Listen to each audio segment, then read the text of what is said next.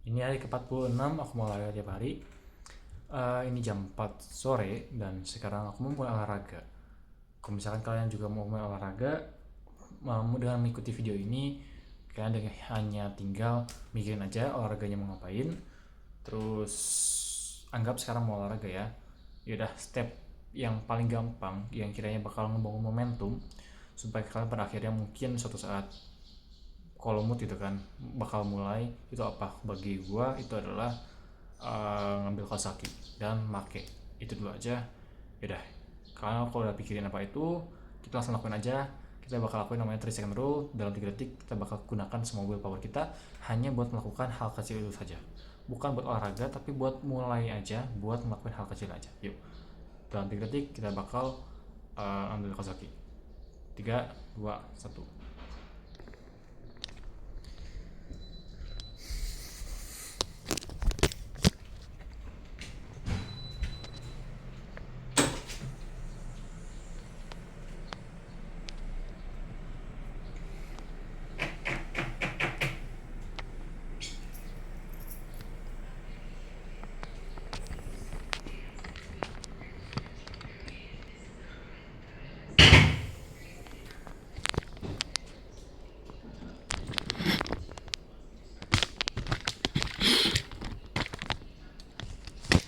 Oke, sip. Kita udah ambil Kawasakinya ya. Ya, segitu. Itu buat ya kurang lebih itu segitu. Kita pakai dulu aja. Ya, kita pakai dulu aja.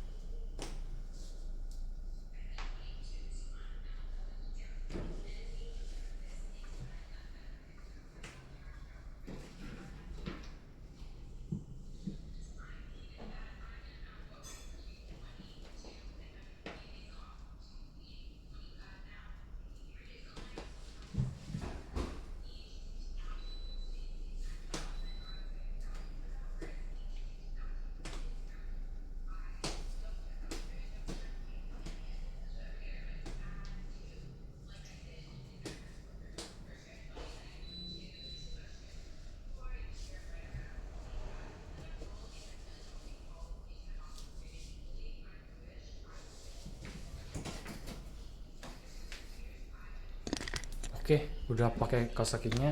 Sekarang kayak terserah mau ngapain, tapi aku bakal kombinasikan olahraga dengan membaca buku ya, buat melatih apa namanya? Buat melatih pronunciation atau dalam kata lain apa ya?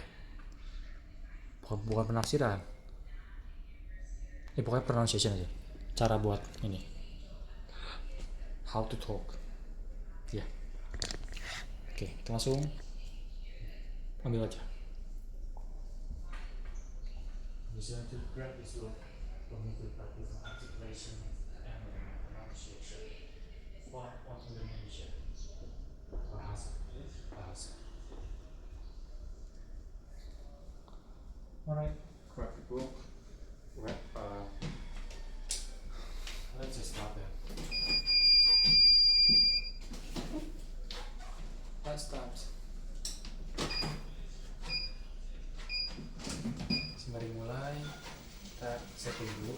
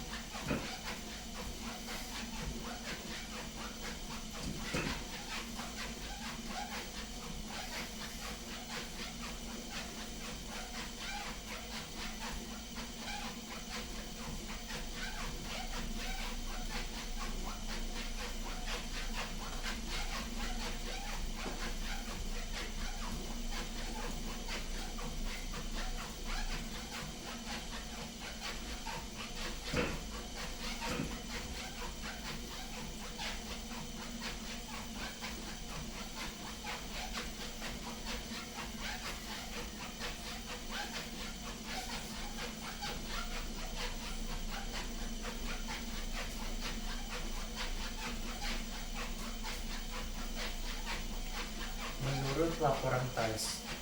Pendekatan yang lebih konstruktif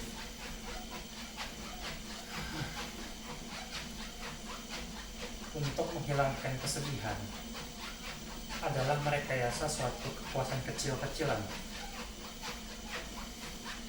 atau melakukan sesuatu yang mudah diselesaikan, membereskan pekerjaan rumah tangga yang telah lama tertunda, atau mengerjakan tugas lain yang telah lama ingin dibereskan. Dengan cara yang sama, peningkatan citra diri juga meringankan hati. Bahkan andai kata hanya dalam bentuk berdandan atau mengenakan hias wajah. Salah satu penawar yang paling mantap dan di luar terapi jarang dilakukan untuk mengatasi depresi adalah memandang segala sesuatunya dari titik yang berbeda, atau perangkaan ulang kognitif. Memang lumrah menyesali berakhirnya suatu hubungan dan bergulat dengan pikiran-pikiran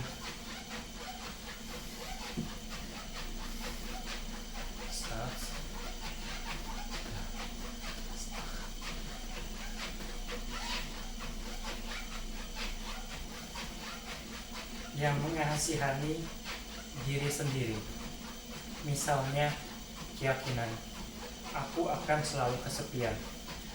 Tapi langkah tersebut hanya akan mempertebal keputusasaan.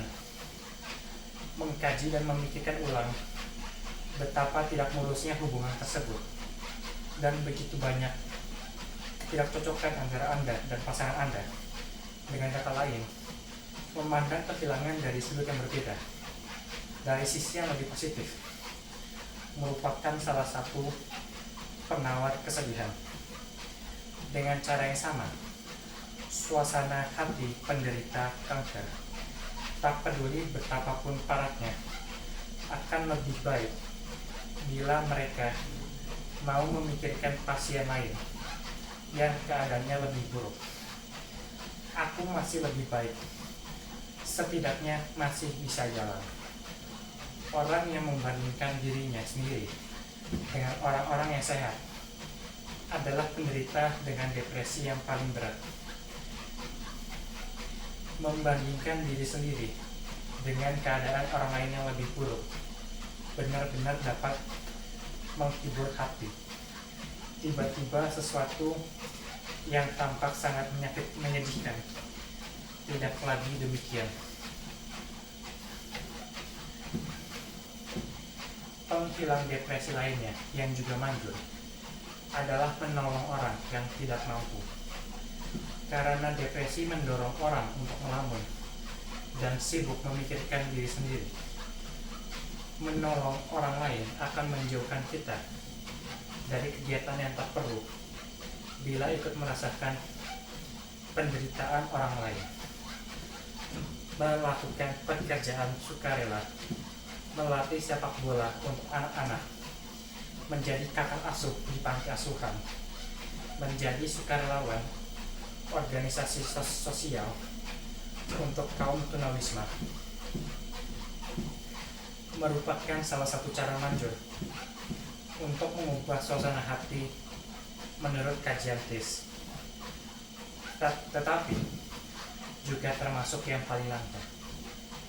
Yang terakhir, ada orang-orang yang dapat bangkit dari depresi dengan kembali pada daya ilahi. TIS berkata kepada saya,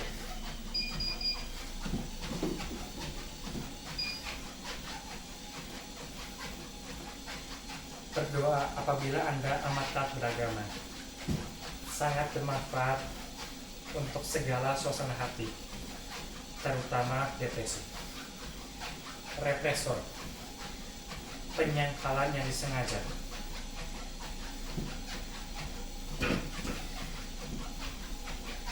Ia menendang perut teman sekamarnya. Demikian bunyi awal kalimatnya. Di akhir kalimat tertulis, padahal ia bermaksud menyalakan lampu.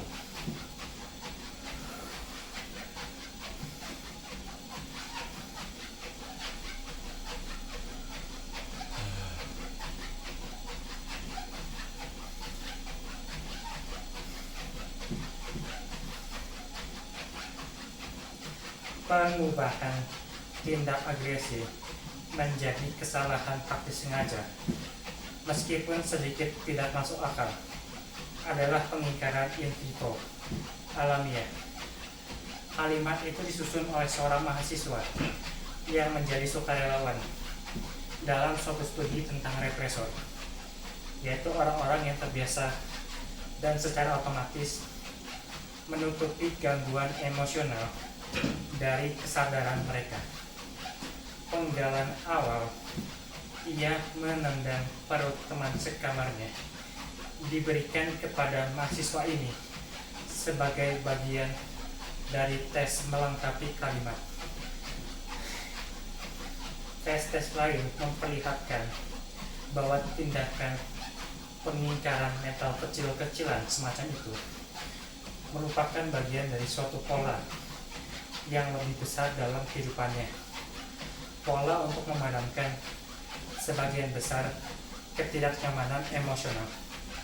Mula-mula, para peneliti menganggap represor sebagai contoh utama ketidakmampuan merasakan emosi, semacam penderita aleksitimia. Sekarang mereka menganggap represor sebagai orang yang sangat mahir dalam mengatur emosi. Tampaknya mereka begitu terampil menyekat diri dari perasaan negatif sehingga tidak peka pada kenegatifannya. Daripada menyebut mereka sebagai represor, seperti kebiasaan di kalangan peneliti, istilah yang lebih cocok tampaknya adalah unflappable, orang yang mudah tak tergugah atau terganggu, pasif, tenang. Sebagian besar penelitian ini terutama dilakukan oleh Daniel Weinberger, seorang ahli psikologi yang kini bekerja di Case Western Reserve University, memperlihatkan bahwa meskipun orang-orang semacam itu tampak tenang dan tak mudah tergugah, kadang-kadang mereka dapat panas karena gangguan-gangguan psikologis yang tak mereka sadari. Dalam tes-tes melengkapi kalimat itu, kadar perubahan tingkat fisiologis para sukarelawan juga dipantau. Lapisan tipis ketenangan para represor itu ternyata goyah oleh gejolak perubahan fisiologis tubuh mereka. Ketika dihadapkan pada kalimat mengenai rekan sekamar yang kejam dan kalimat-kalimat yang sejenis itu,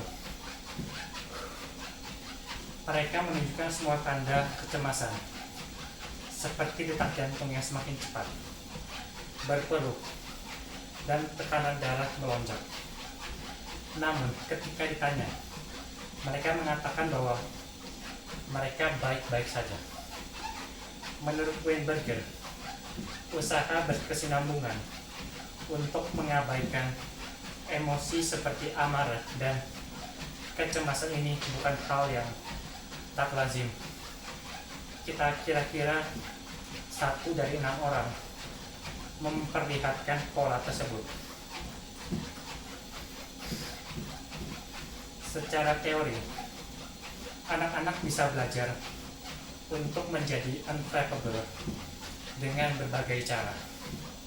Seorang anak bisa mengambil manfaat menjadi unflappable barangkali sebagai strategi untuk bertahan terhadap situasi yang sulit.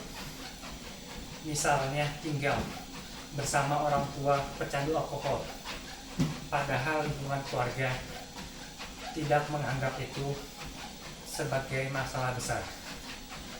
Anak lainnya mungkin mempunyai orang tua seorang represor, sehingga dengan perilaku unflappable-nya, ia menanggapi gangguan perasaan dengan cara terus-menerus ceria atau menampilkan ekspresi bibir terkatuk kaku. atau ciri tersebut boleh jadi sekadar merupakan sifat bawaan. Sampai sekarang belum ada orang yang mengetahui bagaimana persisnya pola semacam itu bermula dalam kehidupan. Yang pasti, ketika para represor menginjak usia dewasa, mereka bersikap dingin dan tenang-tenang saja bila menghadapi kesulitan. Jadi, pertanyaannya adalah sejauh mana mereka betul-betul tenang dan dingin. Benarkah mereka sungguh-sungguh tidak menyadari tanda fisik perasaan stres, ataukah mereka sekadar berpura-pura tenang? Jawaban pertanyaan ini itu diperoleh dari penelitian yang amat cermat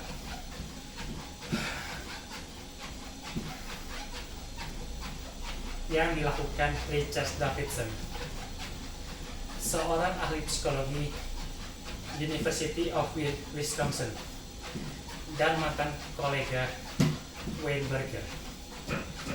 Davidson meminta orang-orang yang mempunyai pola unfavorable itu untuk berasosiasi bebas terhadap sederetan kata, sebagian besar netral,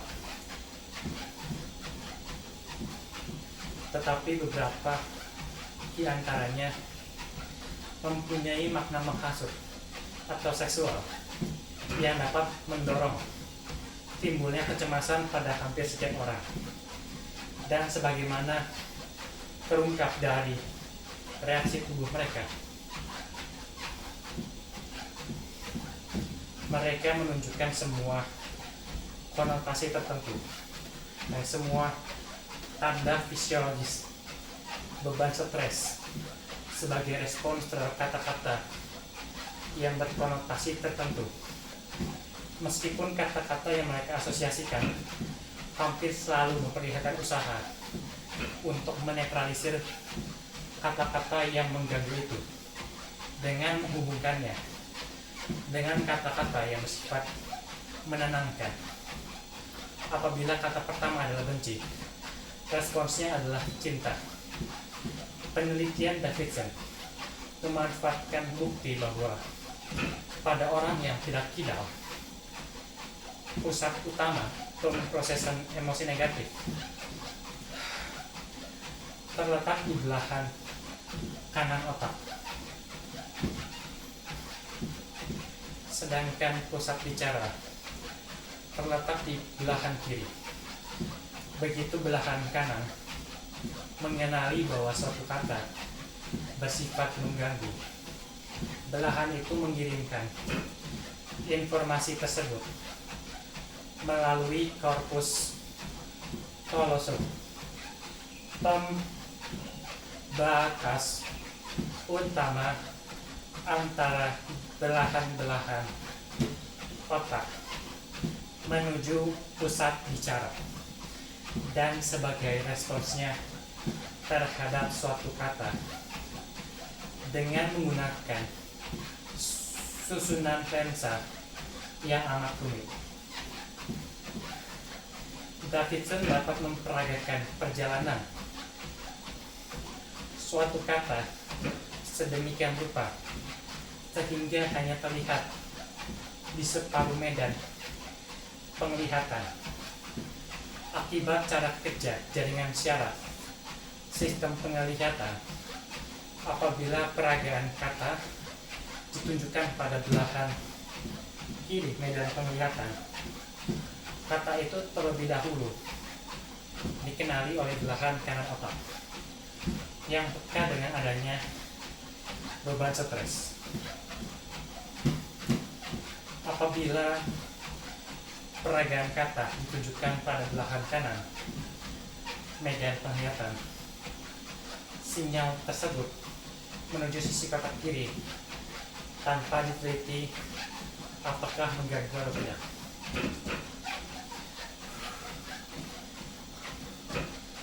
ketika kata-kata itu ditampilkan pada belahan kanan, ada tundaan waktu yang menghambat para unflappable untuk mengutarakan responsnya.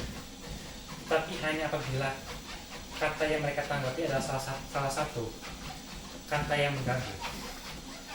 Mereka tidak mengalami tundaan waktu, kecepatan asosiasi, bila kata-kata yang muncul bersifat netral.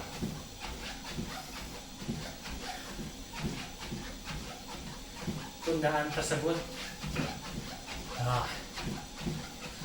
hanya muncul bila kata-kata itu disajikan ke belahan kanan, bukan belahan kiri. Pendek kata, perilaku mereka tampaknya diakibatkan oleh mekanisme syaraf yang memperlambat atau mengganggu pemindahan informasi yang tidak mengenakan. Berarti mereka tidak memalsukan ketidaksadaran akan terganggunya mereka. Otak mereka lah yang menahan informasi itu. Persisnya, lapisan perasaan halus yang menutupi persepsi yang mengganggu semacam itu barangkali disebabkan oleh pengaruh lobus prefrontal kiri. Davidson terkejut ketika ia mengukur tingkat kegiatan di lobus prefrontal mereka. Kegiatan mereka yang menonjol jelas-jelas di sebelah kiri, pusat perasaan positif, dan kurangnya kegiatan di belahan kanan, yaitu pusat negativitas. Orang-orang ini menampilkan diri pada sisi positif dengan suasana hati yang menyenangkan.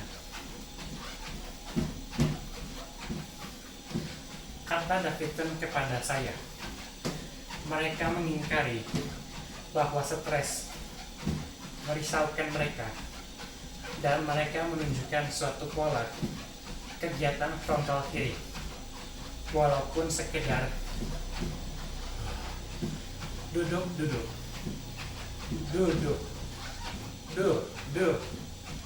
sekadar duduk yang dapat dikaitkan dengan perasaan positif.